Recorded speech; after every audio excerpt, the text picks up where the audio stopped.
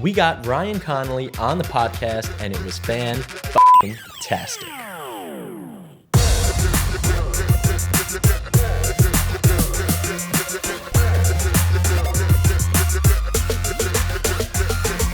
What's up, everybody? Anthony Saratelli here of Jersey Filmmaker, and today a very special episode. We got Ryan Connolly of FilmRiot on the iFilmmaker podcast, and it was so cool to talk to him. For those of you who don't know, my buddy Ariel and I do a podcast called the iFilmmaker podcast. You can check out links to all that below, where we pretty much talk everything and anything filmmaking, and we bring on special guests like Ryan to talk about their careers and their success and how they got to where they are today. We were very lucky and thankful to have Ryan agree to do this with us. I got to meet Ryan for the first time just recently back in April at NAB in Las Vegas. We were both working with ICANN on different projects, and we happened to run into each other and got to talking. I ran into him again the next day with my buddy Ariel, who runs the podcast, and we got to chatting, and he agreed to come on the show. So fast forward about a month or so, and we got to have Ryan on the show for our 100th episode. Yes, 100 episodes. Very cool. And Ryan was our special guest. So thank you very much, Ryan. I don't want to waste more time in this intro. I want to get you right into some snippets from the podcast. Stick around afterwards for more information on how to access the full podcast.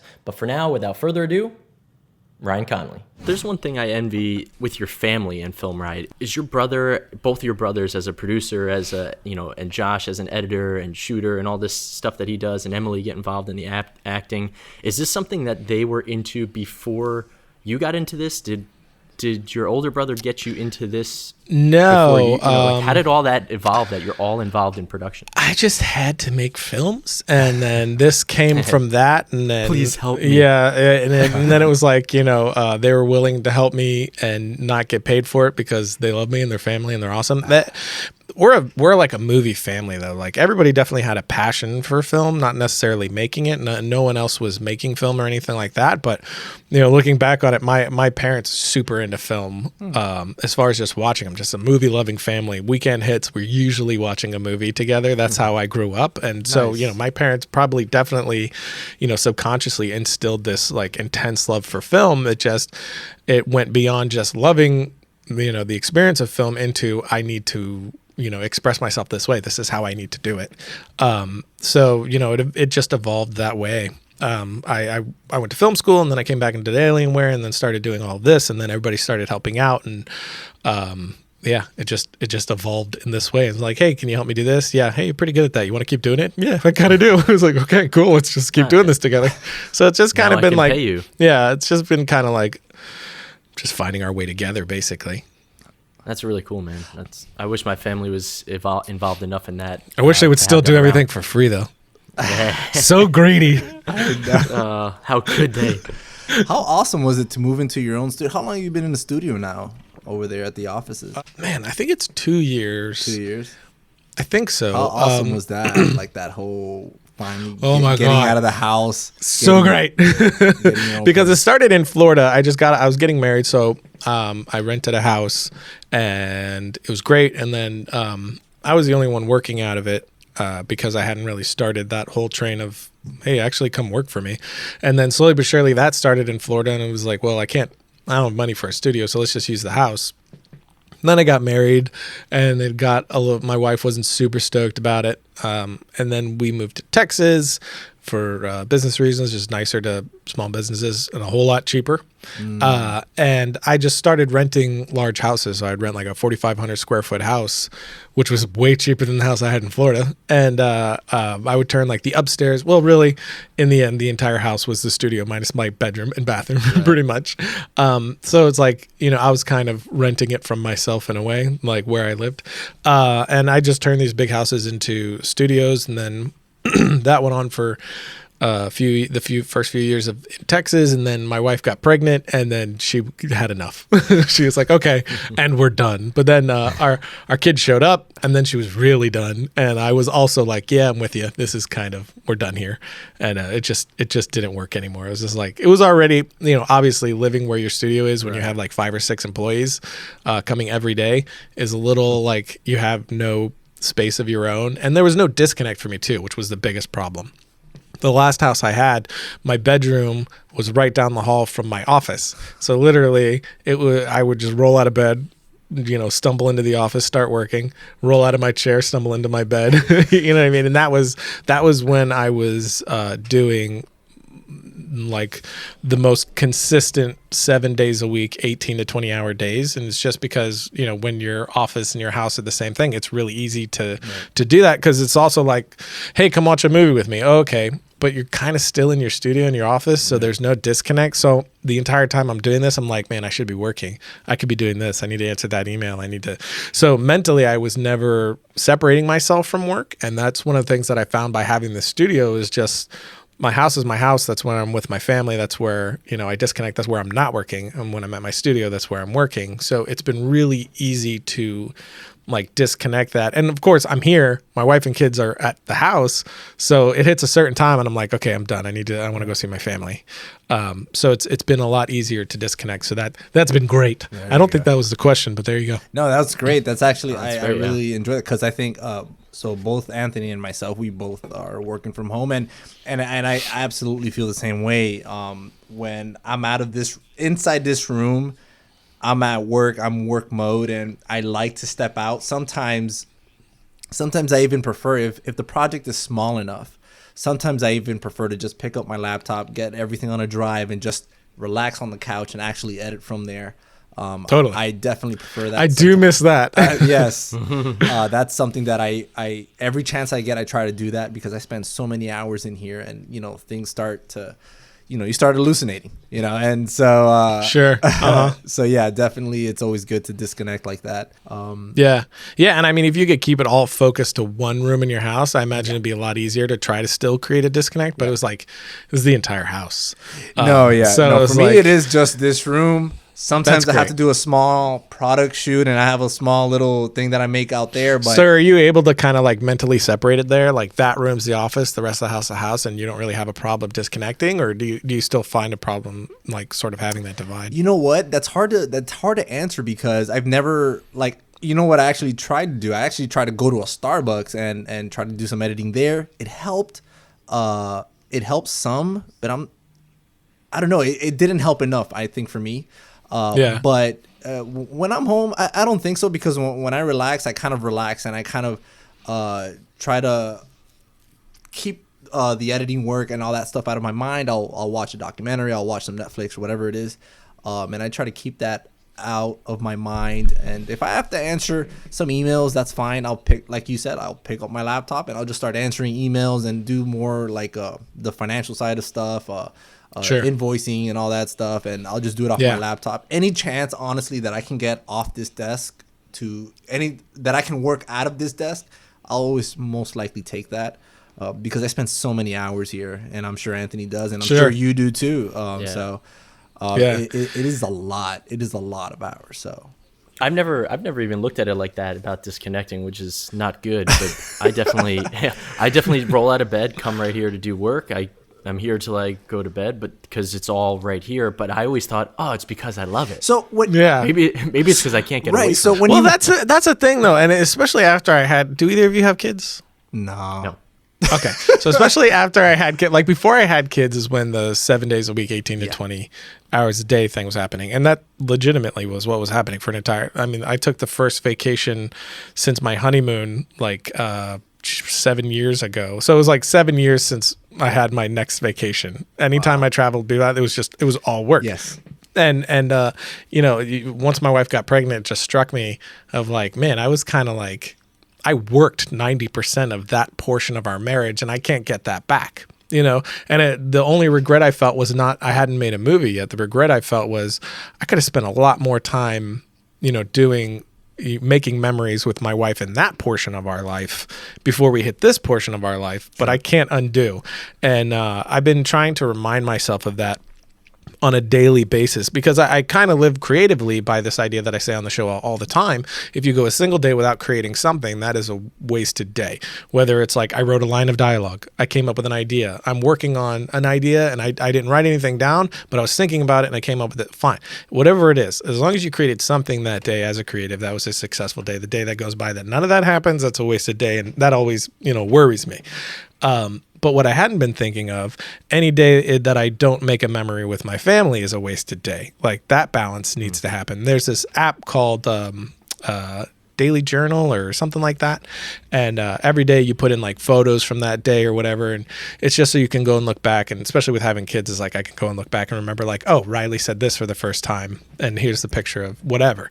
And something that's been really ingraining is that everyday thing. Like every day there needs to be a memory. Put something in there. Right. Every day. Because that's just a day, especially kids that grow, like it's blowing my mind. Like there's a lot of kids in my family. I have a lot of nieces and nephews. I'm very used to being around children. But when they're yours and seeing how fast they grow, it is crazy. It's like breakneck speed. It's like 1 week to the next, it's a brand new person. It's nuts. Wow. So it's just like trying to find that balance of I need to create something every day and I also need to make a memory with my family every day and find that balance because, 10 years from now, I don't want to look back and be like, I was just making this, in the long scheme of things, pointless thing when I could have been, doing this, making these memories that really matter. So I've been trying to do that a lot more. I'm interested in, this is not stuff you talk about too much, so if this is a deflect question, then go right ahead and do so. But what's the weather like up there? But everyone's going to know.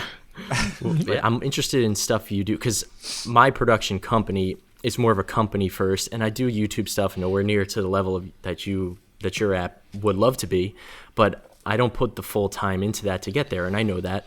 So my company is a company. We make money, so...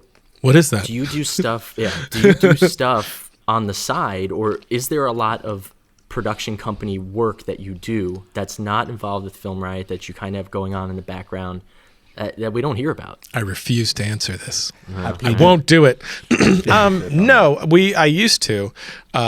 Definitely in the beginning, I was doing that a lot. I talk about it a lot because they're the dark days, where it was just, I think I went, my max was, I think, 4 days straight without sleeping at all.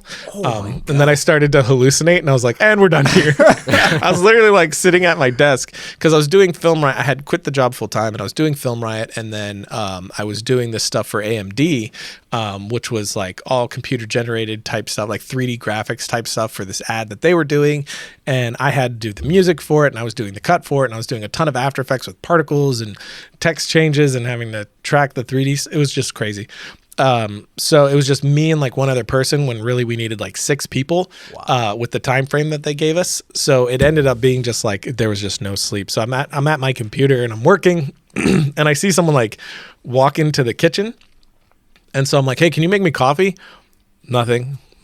Make me coffee, and I look, there's no one in there, and I'm like, that's interesting. And I go back to working, and literally this like Tinkerbell style fairy flies across my computer, I swear to God, and then comes back and dances across the keyboard. And it's kind of like not like dead on looking at it. It's kind of like peripheral type stuff. Like what? And then as soon as that happened, I just sat there for a second. I was like, and we're done here. And I just went in and I took a nap for like 2 hours. That's your limit. When you start hallucinating. Once you start hallucinating, that's when it's you know time you to really sleep. have to take a break. That's the wake up call or the go to sleep call. So in the beginning, I did that stuff for sure. I would say for the past maybe 2-3 years, I haven't done anything like that. It's just been all focused on our own stuff. And I mean, you could say we do client stuff still because, we have sponsors and things like that. And sometimes we'll do videos for sponsors, but it's the stuff that goes on our channel. Right. And I only it's a little more difficult because it's not just like any sponsor, any ad. It's like, this has to make sense and I have to believe what I'm saying. It's like, we did like an editing action episode with an HP laptop. And I was like, cool, give me the laptop. I'll work with it. I'll actually edit with it. And if I, believe these things you want me to say, I'll say them. And I did. And it was like, damn, like I was editing like red footage. Like I think it was like 6 or 8K red footage and not a single hiccup. It was crazy. Wow. So I was really impressed by it. So I was like, okay. Beefed up, I'm sure.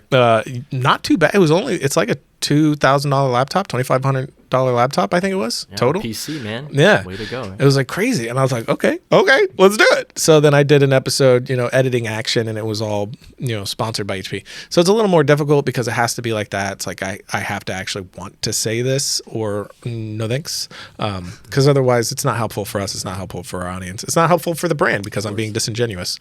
So we still do that type of stuff. But, I have FilmRiot, and then I have my other show called Variant, which is under Triune, and then we have our Triune store that we make a little revenue off of.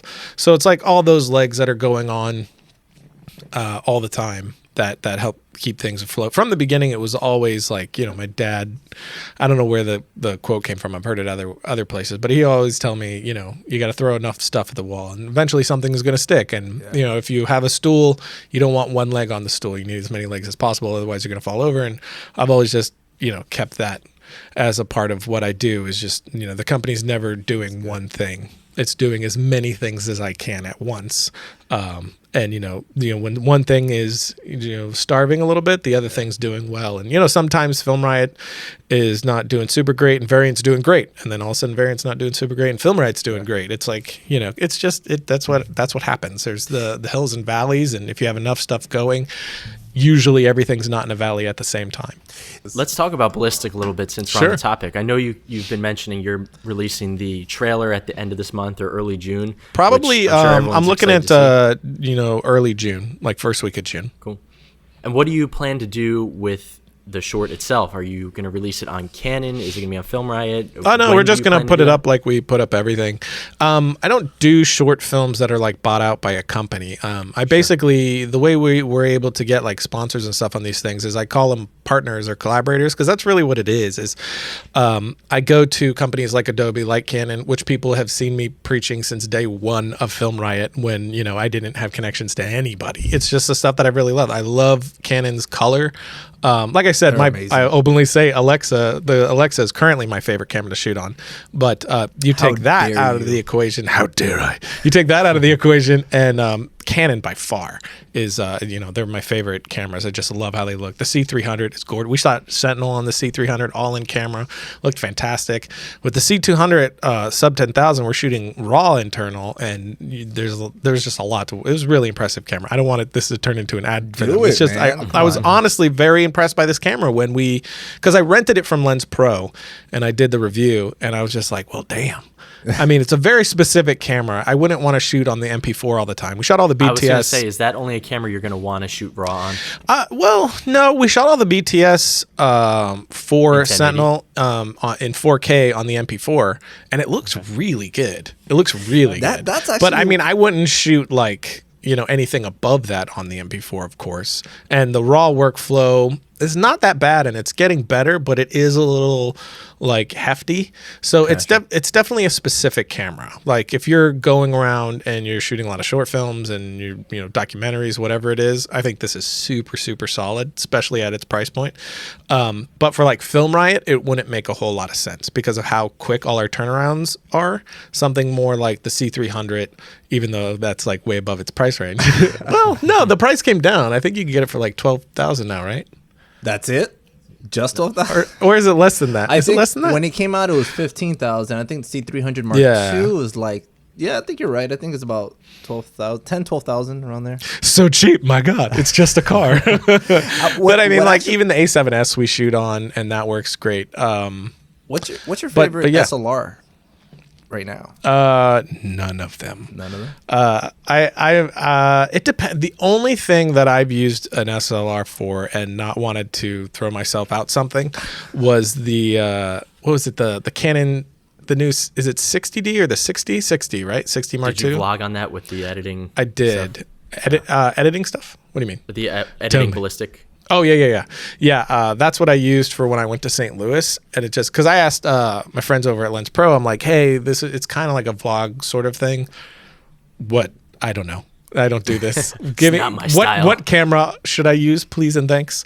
And they're like, do this one. So I tried it out and I loved it. For that sort of thing, it was amazing. The only other thing like that would be like the A7S 2 because of its low light is so great. No, but it's amazing. Beyond that, I mean, that's what I do Mondays on. I just have it mounted behind my monitors and it looks great. So it's great for stuff like that.